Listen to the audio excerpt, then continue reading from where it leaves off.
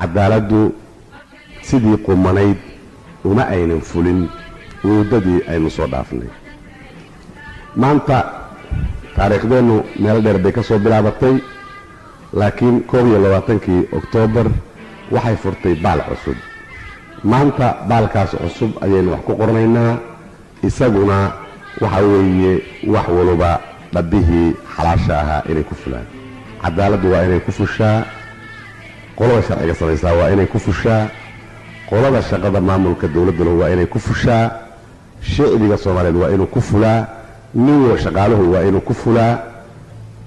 beerleydu waa inay ku fushaa xoolo dhaqatadu waa inay ku fushaa dadka tacliintu waa inay ku fulaan nin walba wada cad buu leeyahay wadadiisa waa inay ku socdaan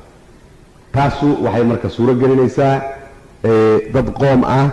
oo dawlad ah oo socda oo sharaf leh inaynu noqono ay suuro gelinaysaa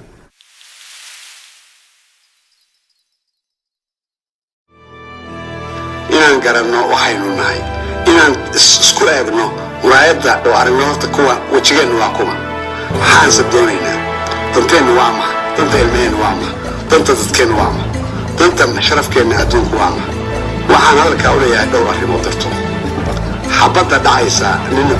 nin laban oo ama ajnabi jooga ama dalkaba jooga inuu dadka masaakiinta ku laayo xabad maaha suudi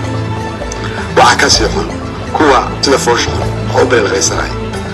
waxaan la yaabsanahay ninka inta xafiiska dawlad galay warqadii tuuraaya dariiq ku daadiy xagee uu socda muu keenay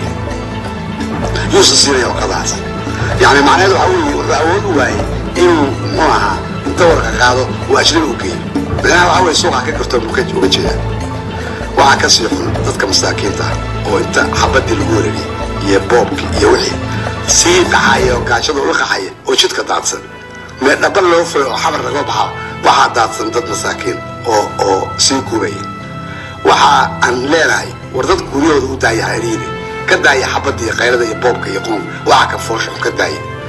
dad islaamaati Soomaali baati sharaf iyo karaama daanjir wayna wada xoriyay almiina waxa dad iska hortay kulli xorin حتى إن أتجرتن هي الإسلام هذا كبعض وحرام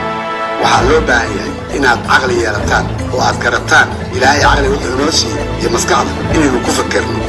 وإلهي نوسي قلبي وحنوسي إن أكون حريص منه وهي نحريص من إن نحريص منه